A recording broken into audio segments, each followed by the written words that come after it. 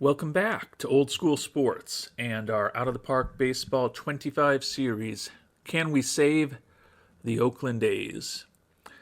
And we are starting off this episode at the start of the 2029 to 2030 offseason with a huge decision ahead of us. Our Oakland A's, in our sixth season in Oakland, have just won the World Series title 4-2 over the Los Angeles Dodgers. We had the smallest budget in baseball. They had the largest budget in baseball. So it is certainly a manifestation of Moneyball, of David versus Goliath, of the Miracle on Ice, any other kind of true underdog story that you can write. Rocky might be another one. But after this incredible run here in Oakland this season, our owner, Mr. Fisher, after we won the World Series and delivered a profit of over $27 million, has cut our budget for next season by $2 million. You can see the big profitability that we generated in these bar charts right here. 40% increase in attendance. Big money. Division title. And a World Series championship, and our budget has gone down. So that has put us in a position over the last few days where we have been seriously contemplating our future, because we've already won a world championship with the lowest payroll in baseball. I don't know if we've technically saved the A's, but based on how Mr. Fisher has responded to what we've just done, I don't know that it's possible to save them, and I don't know that they're worth saving as long as he is the owner.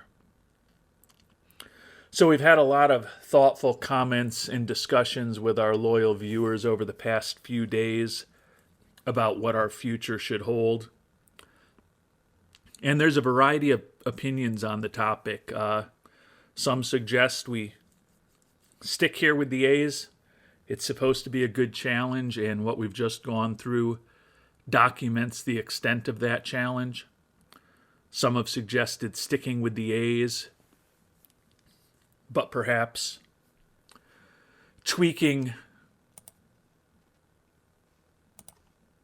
the budget or tweaking the low fan interest, which only had a 7-point bump over the course of the postseason, post-World Series championship. It had a 7-point bump, and during the season, it actually declined by a point. So do we tweak some things to make the sim more realistic?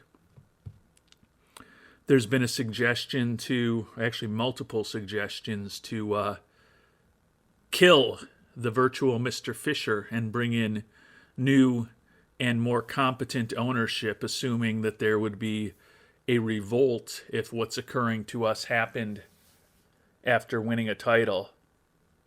There's also been recommendations to do what many would do in this situation and jump from this lame duck position that I'm in right now, where my contract is going to be up a year from today, to a team with a big budget, proven I can win with a small budget, so should be nothing but candy and butterflies and rainbows with a larger budget. Jump to a big market team and stick it to Mr. Fisher and the A's. And then others have suggested going to a rebuilding project, hopping to another rebuilding team, trying to bring a franchise its first World Series championship. And there's also been several viewers and commenters who have suggested staying in division, maybe with an expansion team, or perhaps with the Los Angeles Angels, and taking over that team and trying to build a dominant franchise in the AL West and punishing Fisher and Oakland in the meantime. Some have suggested just retiring entirely from this and starting a new game. Some have suggested moving on to a pure expansion team, even if it's not in the same division as Oakland. And there's been probably some other suggestions that I'm not even remembering right now, but a wide variety of thoughts on what we should do in this playthrough. But it's now decision time, because we're going to have to get moving forward one way or another, whether it's in Oakland, whether it's with someone else.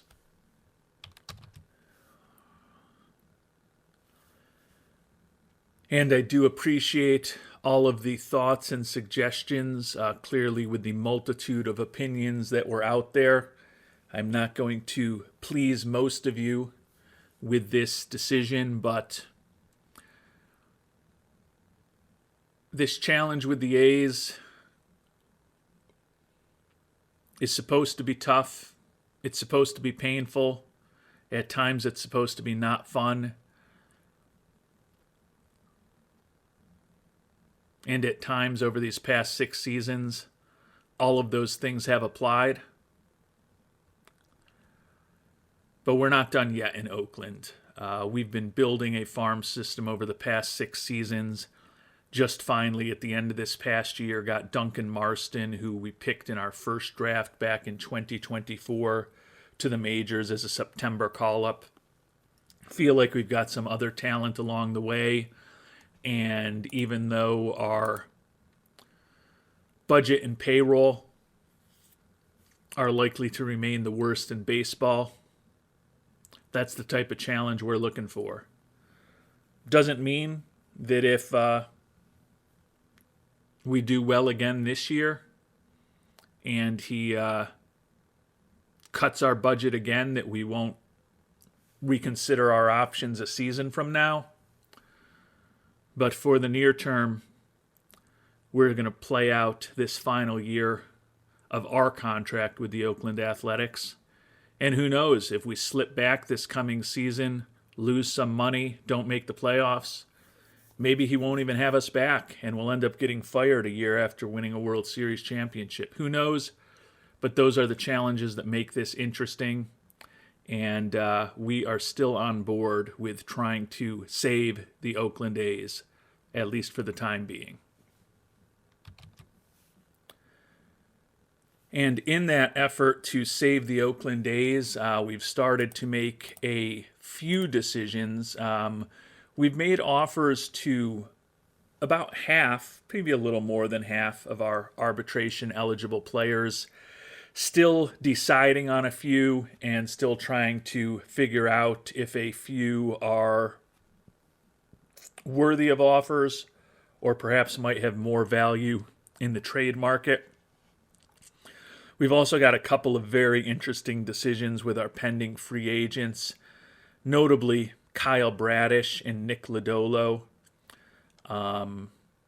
We can make $18.9 million qualifying offers to both of them with the hope that they wouldn't accept them. Right now, Bradish is looking for 4 years at $20 million a pop.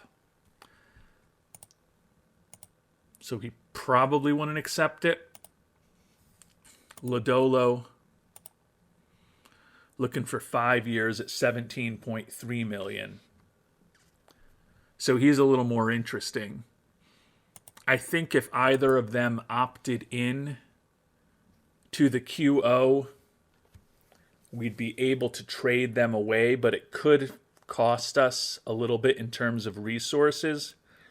That being said, given that we're not going to be picking near the top of the draft this upcoming season, and hopefully we won't be picking near the top of the draft anytime in the near future, a couple of additional supplemental picks could be a great asset to boost this organization, because we're also still at a point where we're going to have the full $5.7 million available in the international amateur free agent budget for 2030. But if we continue to have some success on the field and in terms of our financials, that could be going away at some point in the not so distant future as well. So still thinking about what my approach should be.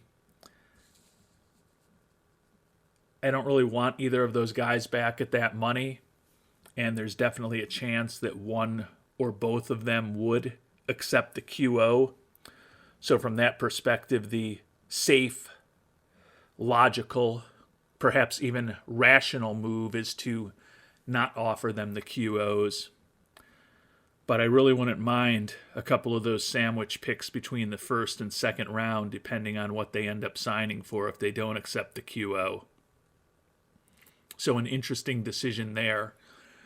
One other decision we have made is we've made a trade, and it's kind of the opposite of the typical trade that I like to make, because I think in this trade, if you followed me over the years, I like to come out of trades with the best player, and I'm often willing to send multiple players to another team to ensure that I get the guy who I think is the best player.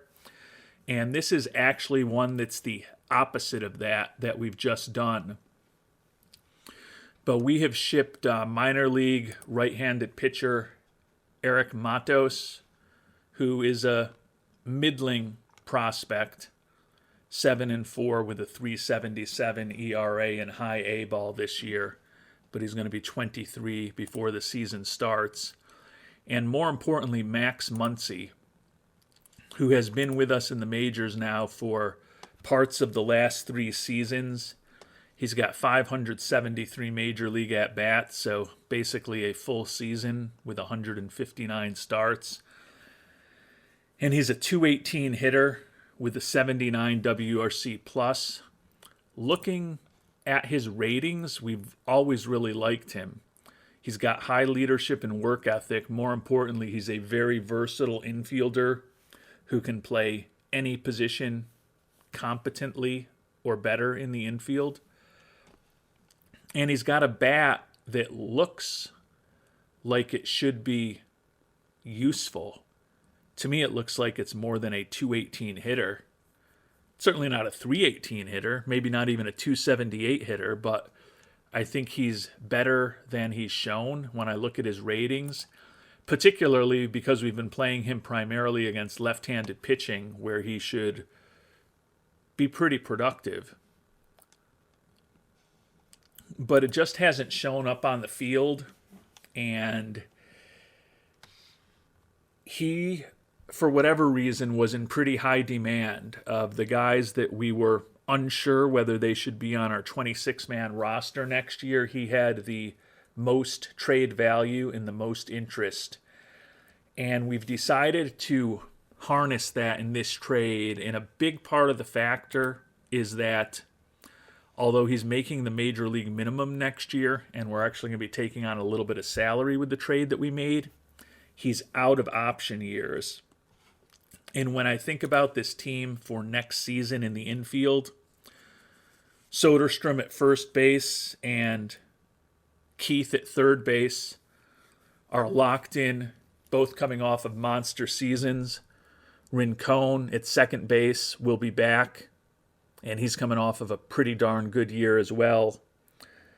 And then we've got Cameron Cawley coming back from his injury. And then the import from Japan, Mr. Arakawa, will be competing with one another to be shortstop and one utility infielder spot next year. So Muncy was likely our 6th infielder.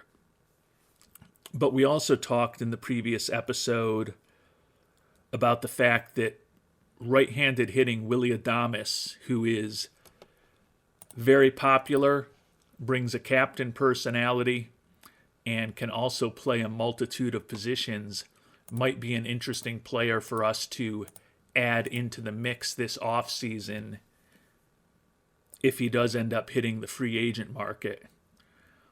And if we bring on a guy like Adames, unless there's some injuries, it was conceivable to me that we'd have to try to perhaps get Muncy through waivers to AAA, and I was not confident that with no options that would happen. So I didn't necessarily see a role for him on the team, and I felt like he had some decent trade value, even though, as I said, I think he's the best player in this trade.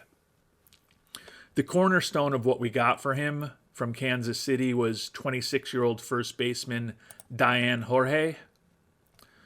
Similar defensively to Muncy, but not as good in terms of his ratings, but still a guy who can play everywhere. He does have a little more speed than Muncy. The hitting is mixed. He's a better contact hitter, but his gap power and his power are worse. His eye is about the same. But the thing I like about Jorge is, although he's arbitration eligible and he's going to be making about $1.5 million next year, he does have option years left if we have to stash him in AAA. Obviously, with the team with the A's payroll, the preference isn't going to be having a guy making $1.5 million in AAA, but we do have that option with him. Similar to Muncy, he looks like he should be much better against left-handed pitching than he is against right-handed pitching. And unlike Muncy, he's actually been a competent-ish major league hitter over the course of his career with a 96 WRC plus over 981 at-bats. So the thought is we get more optionality, even though we're spending more money, and a guy who is not quite as good defensively, and who knows, might not even end up being as good a bat, but although on paper, I think I kind of prefer Muncy's batting ratings. When we look at how these players have performed over the course of their careers, there's certainly an argument that Jorge is better. But I think that Muncy is, all in all, just looking at the ratings, a little bit preferential to Jorge. The thing that made this an easy trade for me was they were willing to add in some middling young prospects, several of them, as well as one prospect that I really like. David Anguiano, a right-handed starting pitching prospect. He's 17 years old. He's already fragile. Doesn't know how to hold runners on base. Doesn't throw all that hard, and the control might be an issue. But he's still a lottery ticket. Similarly, 19-year-old Mike Dean doesn't throw that hard. His stuff doesn't look like it's ever going to be special. Best case scenario is he's probably a right-handed long reliever, but another lottery ticket. Leonel Aguilar, left fielder, 18 years old, contact potentially an issue, does have a little pop in the bat, a good personality, did hit .315 in rookie ball this year. I don't think he's a great prospect, but he's not horrible. But then the guy that I was shocked that they would throw in was 18-year-old center fielder Placido Escobedo, who's not a top 200 prospect, but you look at these ratings and there's hope with this guy. He could have well above average contact and gap power. He's got plenty of speed, decent power, decent eye, some good personality traits.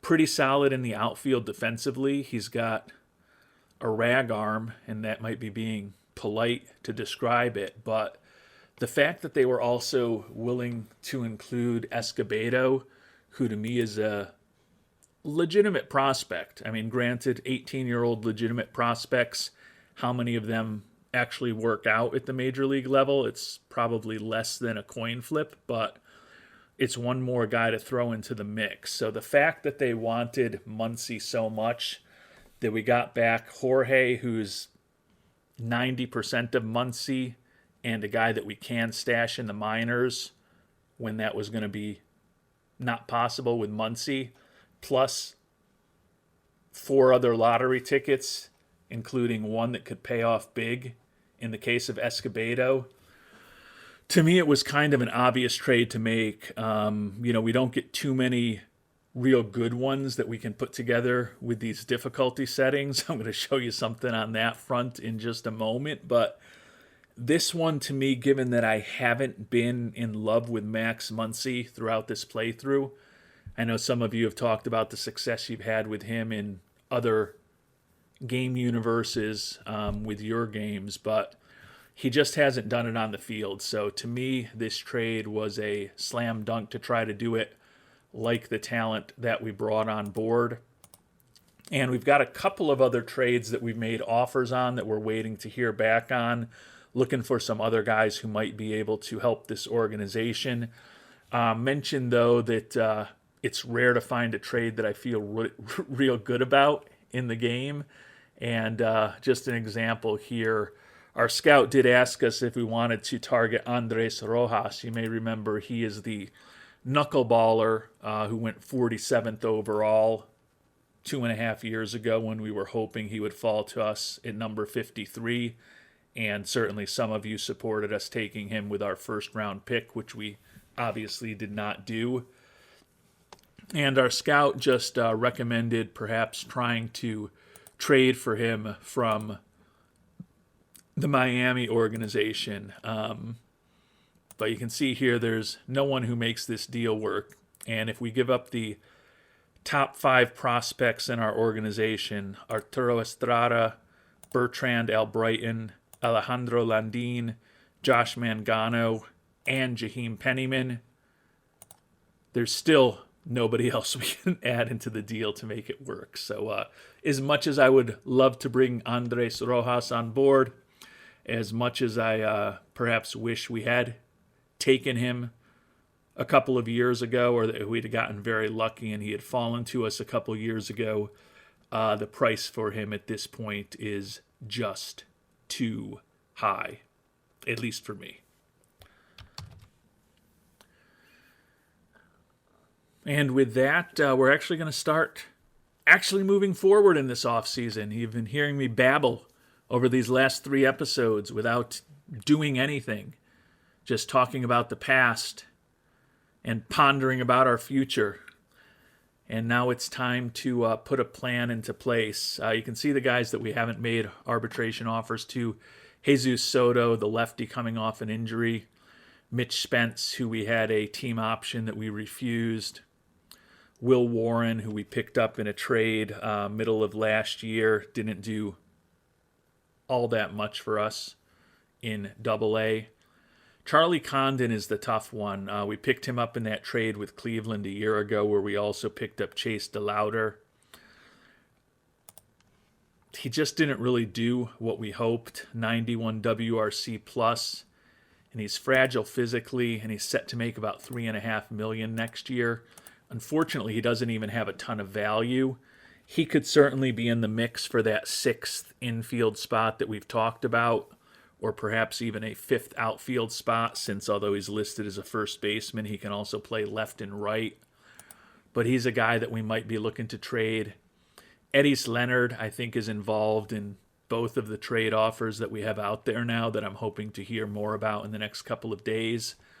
And then Brian Buelvas is the only captain personality we will have on the team if we move on from Mitch Spence, so he's got some value from that perspective. Also put up a 108 WRC plus for us this year. He's basically a 4th or 5th outfielder, though, who's only going to typically play against left-handed pitching. Guy that doesn't have a ton of power, fragile physically, set to make a little over $2 million next year. So we're still deciding what to do with Buelvas. I tend to think I probably will bring him back, but that's still uncertain at this point. And if he helps us get a trade done that I think will have a significant positive impact for this team, he's a guy that we may look to deal over the next few weeks before we get to the start of free agency as well.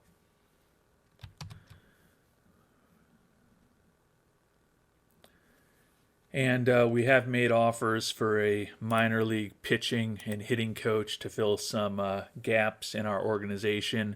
Development facilities also open. We talked about this at the end of the last episode. Haven't changed anything there. Going with Marston, Chandler, Ortega, Albrighton, Shepard, Lavonis, Rincon with longer programs, and then the shortstop Hideki Arakawa with a shorter program, and then we'll supplement somebody else in. So a little more major league or older minor leaguer focused in what we're doing in the development lab this year, as we haven't had a ton of success over the last couple of years when we've used a fair amount of those spots on teenagers. Got an interesting trade proposal from the Astros before we get into the two offers that we've made to San Francisco. Mentioned that we were looking to move on from Mitch Spence, 31 years old, fragile, does have the good personality, and he is a captain when he's actually a starter, as you will be able to see momentarily. But he's certainly not going to be a starter for us, and we declined the team option we had on him, but he's still set to make about $2.4 million in arbitration, so no way we're going to bring him back.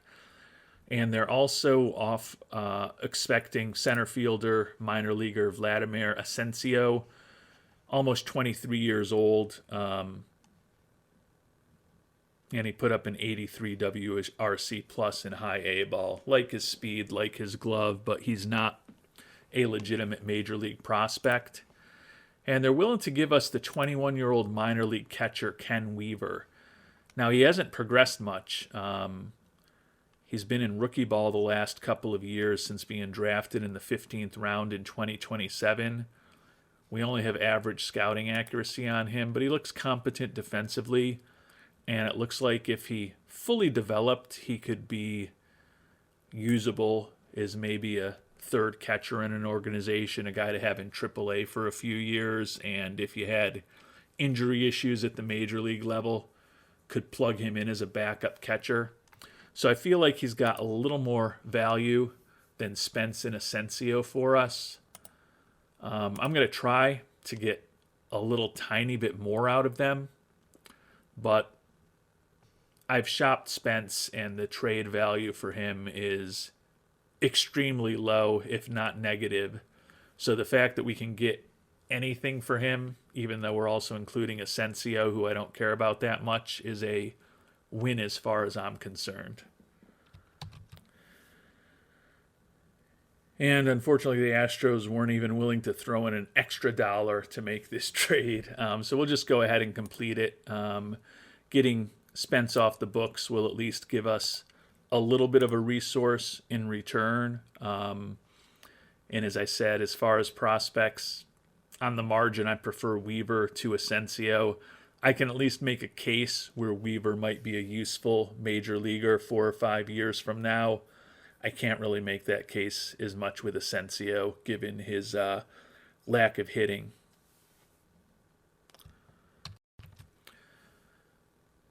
And before I get into the two trade offers we've made to San Francisco, and I know you're waiting with anticipation for me to do that, the acquisition of Jorge, fan interest supposedly increased slightly, but it must have been incredibly slight because, as you can see, we're still at a 49. So even though he was a slightly popular player, nothing going there. So now back to our friends with the Giants and the trade offers we've made.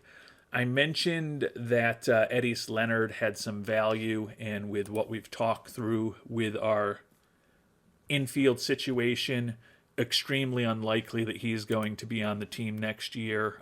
He just completed his last option year, so he won't have options next year. He's also set to make about $2.4 million. And although I like his versatility, and on paper the bat seems competentish, perhaps even interesting against left-handed pitchers.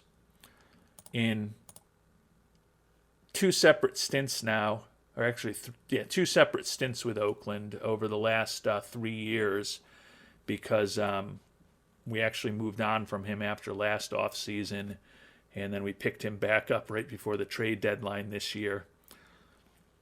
He's batted 195 and 405 at-bats in Oakland with a 58 WRC plus, and even against left-handed pitching where we think he should be most productive, he's actually been worse with a 38 WRC plus in an Oakland uniform. So Eddie Leonard is a guy that over the last few years of OOTP, I haven't had a lot of luck with. I seem to have had him on a fair amount of teams just because the concept and the potential and the prospect of Eddie Leonard is always tempting to me in this game.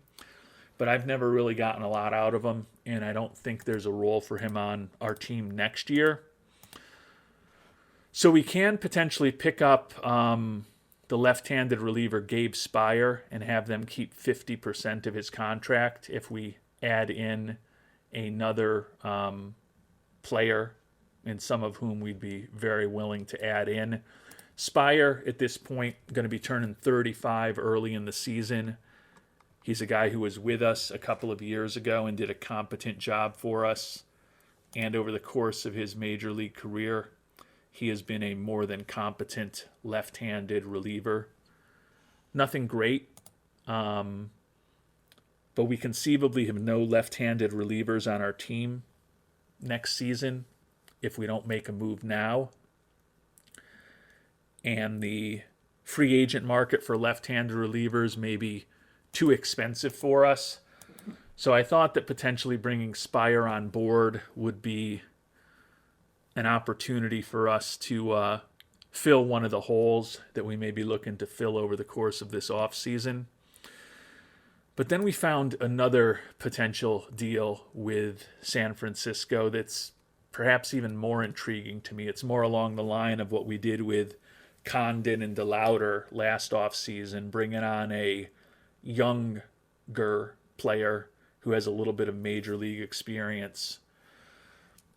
And we'd have to include Eddie Leonard in this trade as well as Heliot Ramos, who was a minor league free agent signing of ours a year ago.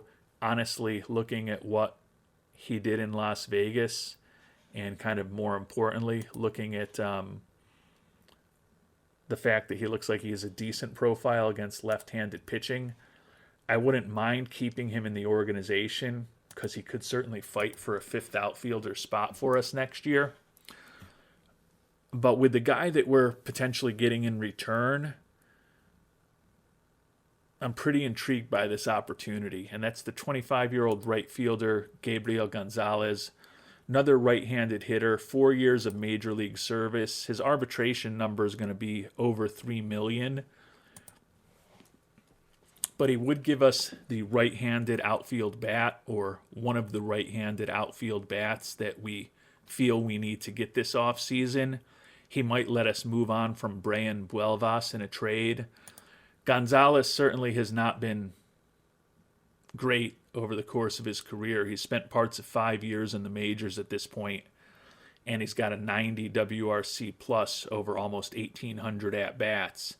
So he's not a big-time offensive player, but we would be viewing him as someone that we would play primarily against left-handed pitching, where his avoid strikeout ratings and his eye are a little bit better than against right-handed pitching. And over the course of his career, he actually has put up a 122 WRC plus in 453 at-bats against left-handed pitching. So he's certainly not a superstar by any stretch of the imagination. And at a little over $3 million next year, he could be this year's version of Charlie Condon, someone who we trade for, get 1 year out of, and then look to move on from the next offseason. But I do think as a starting outfielder against left-handed pitching, and a guy who's at least a competent defensive corner outfielder who can fill in if we have some injuries or somebody needs a day off, when we're facing right-handed pitching. He's at least another option to bring into the organization. The money, again, $3 million is, I think, pretty fully priced for what he is. But he also still does have an option year left next year. So if we end up doing something more interesting later on in the trade market or in free agency, he's a guy that we can certainly stash in AAA. And I also think that we could probably trade that contract away without too much pain. Maybe we need to retain 20 or 30% of it to not have to give up too much. But it's kind of a low-cost option to give us a guy who has proven over the course of almost 500 at-bats that he's pretty good at hitting left-handed pitching. And if you remember from our season recap episode, if there was any criticism of these Oakland A's last year, it was that we had a losing record against left-handed pitching. So that's something that we're looking for ways to potentially address this offseason. And I think that potentially bringing on a guy like Gonzalez, looking at a guy like Willy Adames, looking at a guy like a reunion with Tyler Stevenson perhaps, some of those right-handed hitters, particularly with captain personalities, and in the case of Adames, popularity that could help boost our fan interest further. I think there's some options for us to potentially mix and match and kind of improve the back end of our 26-man roster.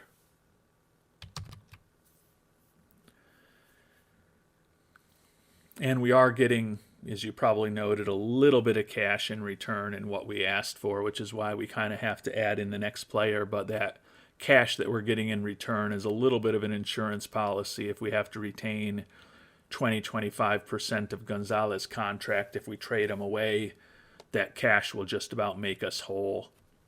So I think we're going to bring Gonzalez on board. I think we're still going to explore options with Gabe Spire. I feel like there might be other guys other than Eddie Leonard that we can try to include to get him. Gonzalez very well might be a one-year rental, but he's also a guy at 25 years old that's young enough that if things go well, he could be part of this team for a few seasons. So we're going to add in the minor league center fielder, Jeremy Deneau. Like his glove in center field, but the bat at 23 years old shows no signs of being anywhere close to major league quality. So we are going to add him into the deal, and we are going to go ahead and complete this trade and bring Mr. Gonzalez over. And that could mean that Brian Buelva's roster spot is even in more jeopardy than it previously was. Because I don't know that we can spend $2 million and $3 million on a couple of guys who are likely fourth and possibly only fifth outfielders, but we can probably spend that much on one of them. And we've simmed ahead a couple days. I haven't really been able to get anything going as far as Spire with the guys that we had left. Muncy and Eddie Leonard were certainly the two most highly valued guys that were arbitration eligible that we didn't really necessarily want to bring back, and we're hoping to extract some value from. Still going to continue shopping some of the other guys that we've talked about who are uncertain to be back with us, but they don't seem to have the same kind of value. You can see here we've signed a lot of players who were arbitration eligible, including NLDS and World Series MVP Chase DeLauder. The fans, for some reason, are excited that the often injured Cameron Cawley is back, and they're also very excited that Brian Rincon is coming back. Modestly excited that Diane Jorge signed his arbitration offer. So when all of that is added up together, even with the amazing reaction to Rincon and the positive reactions to the Cauley and Jorge signings, fan interest did not budge one bit. So that's frustrating. That's definitely not what I've experienced in previous versions of the game, especially those amazing reactions like we got from Rincon. To me, either the game has changed something materially that's just not working logically, or there is a chance that with the fact that we've dipped to that minimal fan loyalty, that for whatever reason, that just makes the fan interest nerfed to a great extent, even when fans would be happy about it. There's just so few who care that maybe it doesn't have an impact.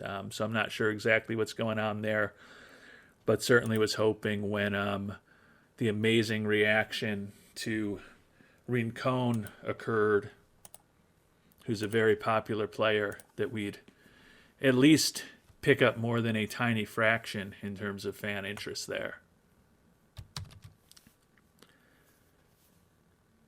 And I think I am going to roll the dice on both Bradish and Lodolo and submit qualifying offers to both of them.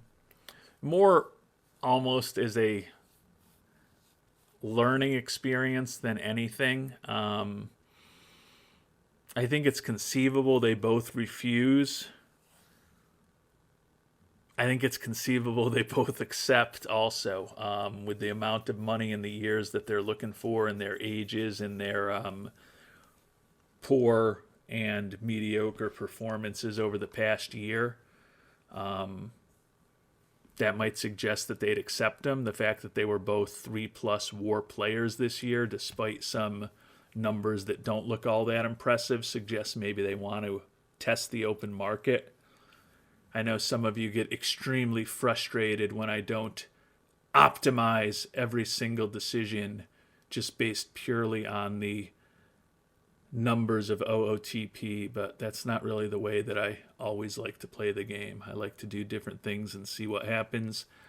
So we are going to see what happens with Bradish and Lodolo. And like I said, I'm pretty confident if either of them does hit the bid on the QO that we've made, I'll be able to trade those contracts away without too much pain in the very early stages after free agency begins to get them off our books. And there certainly is some probability that neither accepts, and we get a couple extra draft picks in the mid-30s to early 40s out of these decisions.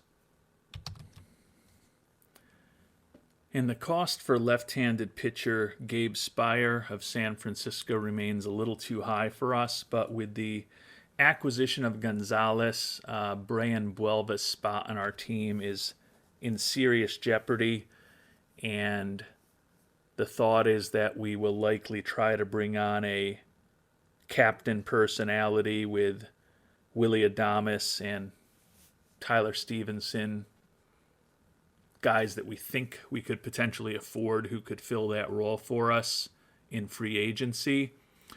So we're able to pick up lefty reliever Cody Funderburk, certainly not as accomplished as Speier is. He's almost 33 years old, and he's pitched parts of 5 seasons in the majors.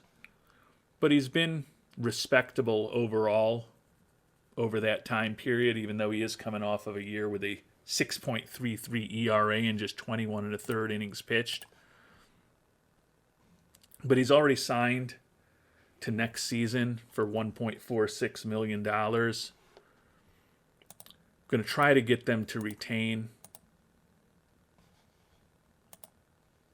Actually, the retention is just for this year, because that's a different contract, so that's why it does make sense for us to just take some cash in return. So I think we're going to make this trade with the fact that we prefer Gonzalez to Buelvis. Buelvis, as we talked about, was productive this year for us. But over the course of his career against lefties, which is where we think he should be effective, he's been an 83 WRC plus player. And he's also about 2 years older than Gonzalez. And unlike Gonzalez, he's out of option years. The big thing he has going for him is that captain personality. And as I've talked about, I think there's other ways for us to replace that. So we are going to move on from Mr. Buelvas and bring Mr. Funderburk on board to at least be one potential left-handed arm in our bullpen for next season.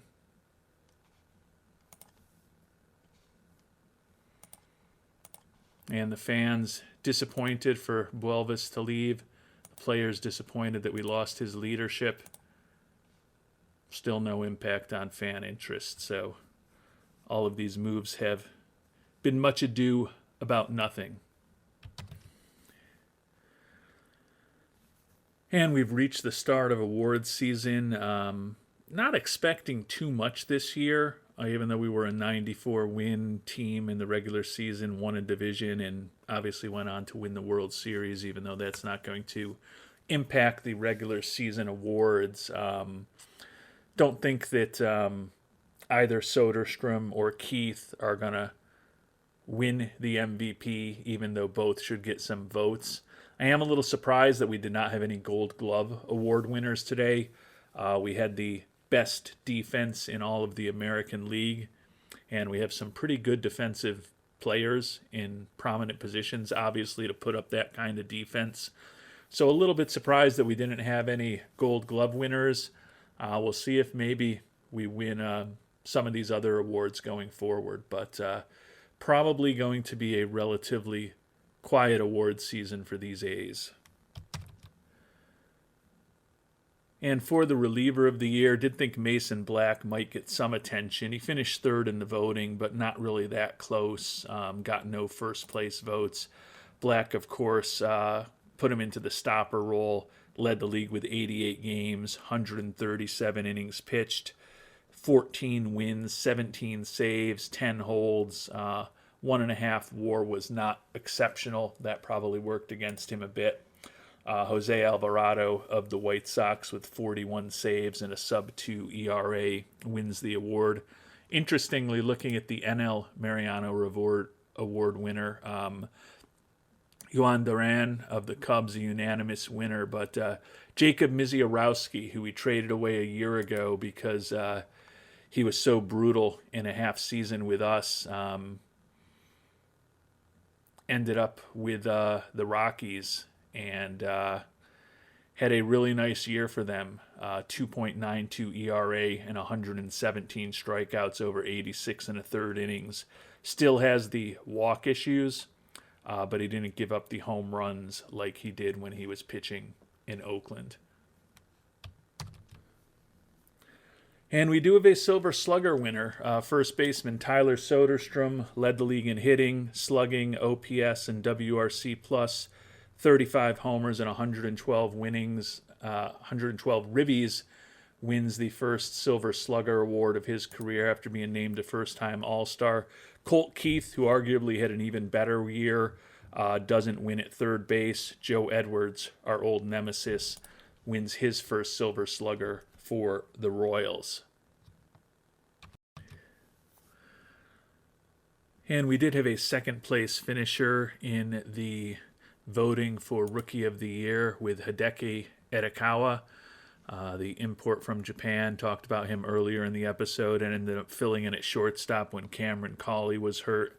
Did a respectable job for the bat and also a respectable job with the glove for us and should be in the mix to compete with Cawley for our starting shortstop job next year. Interestingly, you may have noted Samuel Zavala, who was one of the guys that we had to include along with Hidero Endo to get that Colt Keith trade made a year ago. Didn't love giving him up, but certainly felt that to get Colt Keith on board, it was worth it. But Zavala had a pretty big year for the Tigers to be the unanimous Rookie of the Year award winner in the American League. 295 average, 13 homers, 81 ribbies, 26 doubles and 7 triples, 136 WRC plus in a WAR of close to 4. He was probably behind Endo the second most important player that we had to give up in that Colt Keith trade. And not shockingly, he had a really good year. Certainly wouldn't go back. Real happy to have Keith on board after the monster year he had for us. And part of that monster year that Keith had led to our first-year manager, Kip Wells, who we had promoted from AAA Las Vegas when we decided to throw our previous manager over in front of the bus for our pretty mediocre performance over the last 5 years. And Kip Wells stepped right in, led the team to a divisional title, won Manager of the Year for the 5th consecutive year in his career, and most importantly, led this Oakland A's team to a World Series victory.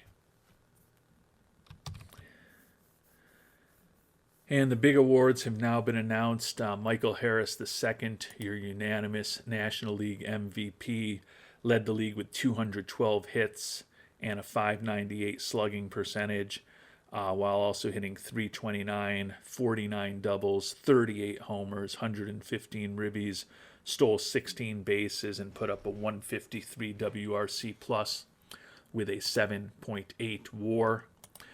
In the American League, J-Rod and Joe Edwards, the only guys who got first place votes. J-Rod led the league with 190 hits, 136 ribbies, added in 39 doubles, 40 homers, 319 average, 22 steals, and an AL best 9.3 WAR.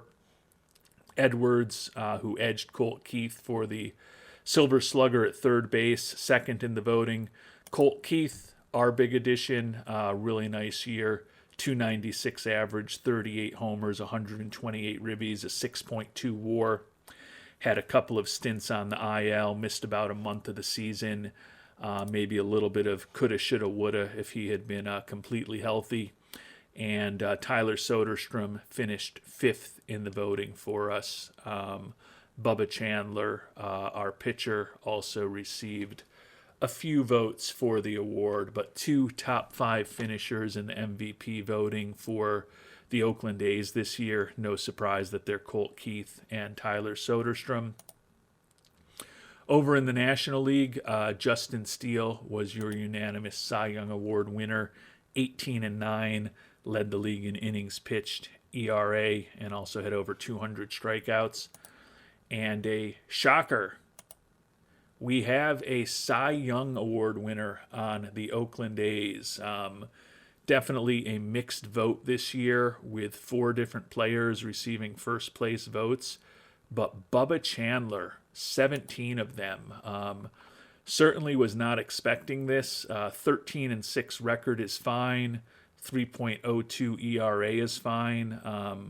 Didn't strike out a ton of batters. Did lead the league in BABIP and WHIP, but only a 3.2 WAR, which I think was 3rd on our team in terms of pitcher WAR. But kind of an off year, I guess, for pitching as far as huge performances in the American League. And Bubba Chandler, who we traded for in that trade with Pittsburgh 2.5 years ago, signed him to a pretty reasonable extension. And it's looking like an even more reasonable extension now that Bubba Chandler has added 2029 AL Cy Young Award winner to 2029 Major League champion on his resume. And as we approach salary arbitration and the start of free agency, we've continued to look for whether there's any markets at all for Soto, Warren, and Condon, and all 3 players have very little value in the trade market. So right now we're expecting to offer them nothing and get them off the books. We are going to roll the dice with the qualifying offers to Bradish and Lodolo. As I said, I could see 2 acceptances, but I could see 2 declines also. Our hope is to get the declines and the draft picks. If one of them does sign with us, we'll likely look to get them off the books immediately when free agency does begin. But always like to, as I talked about earlier, push the envelope, try something different, and see what works and does not work. So you can either learn from the things that go well with me or learn from my mistakes and not repeat them. And we made it past arbitration hearings, and not that we had any because we had signed everybody and things worked out really well.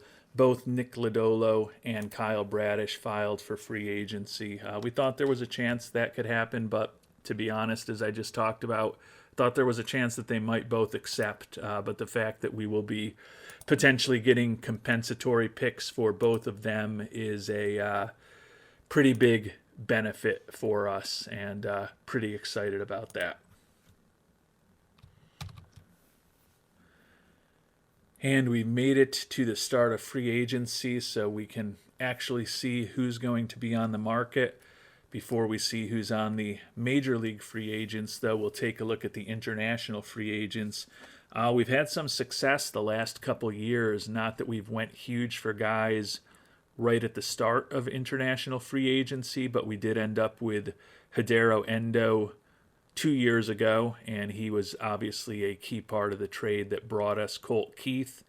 And then last year, we picked up Hideki Etakawa, who just finished second in the AL Rookie of the Year voting. So maybe someone interesting and useful on the market this year. Always just kind of looking for potentially higher end talent. And admittedly, our scouts don't often have great views on these players. Whoa. Yeah, certainly center fielder Jorge Santana is the most interesting. In some ways, he has a Hidero Endo-esque profile with that 40 contact and the 30 avoided strikeouts. I think that might even be a notch worse than Endo, but potentially incredible power, excellent gap power, and a really good eye. Really good defensive outfielder, some personality quirks, decent speed, looking for $17 million.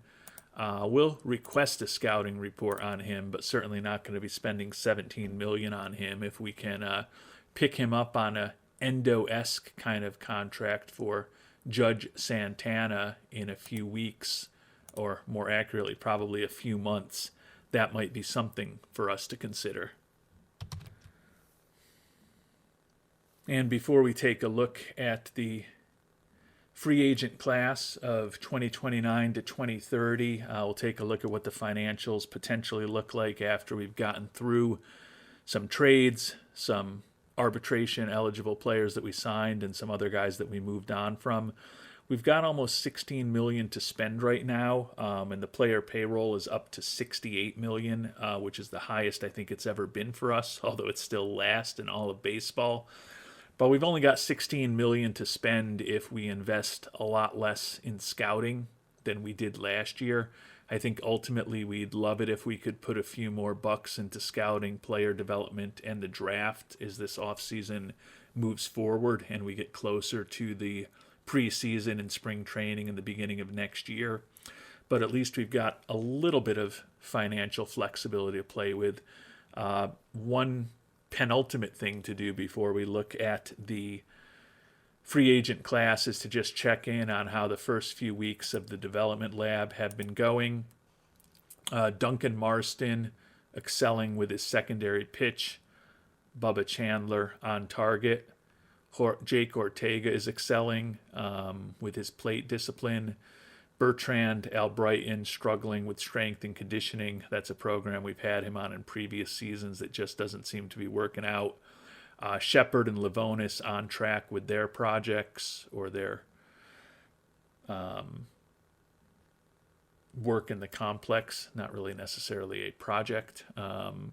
Rincon is excelling at plate discipline, and Arakawa is actually frustrated with base running fundamentals, just a week or two away from a result on that one. So certainly looks like potentially more success than we've had the last couple seasons. Again, we've moved a little bit away from the teenagers and are trying to go with guys in their early 20s who are prospects up to guys who are kind of in their mid 20s who are also major leaguers, but certainly would love to see Cy Young Award winner Bubba Chandler improve one of his secondary pitches, and Duncan Marston, one of the most expensive prospects in our organization by virtue of having used a number 4 overall pick on him. Would love to see some improvement in his stuff by virtue of a better secondary pitch when we do get to the end of these programs in a few months. And with that, we will turn to the free agent class. Grayson Rodriguez, certainly the gem of the starting pitchers available. Brayan Bello also, but those guys will both be very expensive. A lot of big-time closers available on the market as well. Going to be hard for us to be in play for any of them, quite honestly, which is unfortunate, but that is the type of situation that we're in. Andrew Nardi, lefty that we've thought about in previous years in the trade market, looking for $8.5 million. Tanner Scott, who was with us this year, looking for really big money. Gregory Soto, another lefty on the market, probably out of our price range as well. If the price on any of those top lefty relievers comes down, we'll certainly investigate them. And obviously we'll spend some time offline looking at some of the 2.5-star kind of players. There still could be someone very useful in the mix there that might be more reasonable for us in terms of price. Taking a look at the top free agent batters on the market, some real big talent with the likes of Ellie De La Cruz, Francisco Alvarez, Andres Jimenez, Spencer Torkelson, among others, but unlikely that we will be playing at those kind of levels, unfortunately.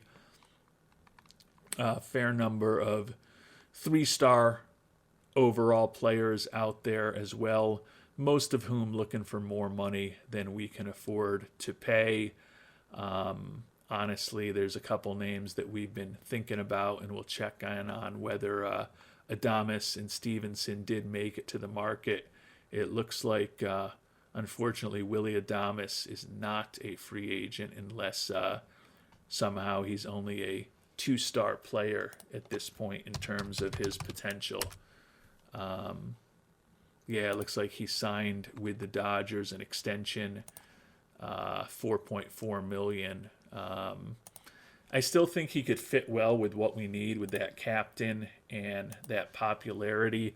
I'm guessing the trade cost is going to be more than we're going to be willing to spend. Certainly just looking for some of the top players or top prospects in our system to work straight up, so that may not be an option. Now, we did make the trade for Jorge, so that gives us a little bit of assurance, but thought that Adames was a guy who, between the popularity and the captain personality, checked a couple of boxes that we needed. The other guy we've been, at least in our mind, targeting is Tyler Stevenson, a potential reunion with him. The money that he's looking for, $3 million, not crazy. Does bring that captain personality that we now need, with the fact that we have officially moved on from both Mitch Spence and Brian Buelvis. Would view him as kind of a backup catcher / corner outfielder for us against left-handed pitching, and he could certainly play left field or DH for us. So I think there's a potential role for him. Looking at his ratings, think that the bat could be useful as we try to upgrade ourselves a bit against left-handed pitching. So the money is not crazy, and you can see by his usage in recent years where he hasn't had over 300 at-bats in a season since 2025 before he joined us, that he's more of a guy that teams are playing primarily against lefties. for his career. He's got a 103 WRC plus, but that goes up to a 108 against lefties. So I think he still could be a interesting bat for us to think about, and pretty economical also. But there are obviously dozens and dozens of players on the free agent market now, and I'll spend a fair amount of time offline between now and the next episode, and quite honestly, for the next few episodes, perusing those players, plotting things out, continuing to try to search for players either who are on the trade block or that we can just try to trade for by other means. But it's not going to be a huge off-season for these Oakland A's. Do like that we brought on Jorge, the infielder, Gonzalez, the outfielder, and Funderburk, the left-handed pitcher, through the trade market already. So feel like we've done a little bit to fill some of the holes on our team. But now it's just a matter of figuring out who we can use probably $8 to $10 million on in free agency over the next few months, who may help round some of the edges on this roster and hopefully make this team a little better as we try to, and this sounds crazy, go for a repeat in 2030. And we're also probably going to need to add some money to our draft budget as I'm thinking about it. No need to right now, but ultimately with the fact that both Lodolo and why am I blanking on the name of the former Baltimore pitcher who won Game 6 of the World Series for us? Can tell I'm getting old, and I don't like that at all. Kyle Bradish. The fact that we'll be getting potentially compensatory picks for both of those guys is going to be a nice bonus in the draft next year, but it also ultimately is going to mean that we're going to likely need to set aside a bit more money into the draft budget as well to ensure that we can sign those guys who hopefully will be picks at the end of the first round, where maybe we'll get a guy who can help us sooner rather than later. So feel like the offseason is off to an interesting start. I don't think we're going to do anything revolutionary over the next 4 or 5 months, but you never know. That's why we play the game. Until our next episode, thanks so much for watching, and hope you have a great day.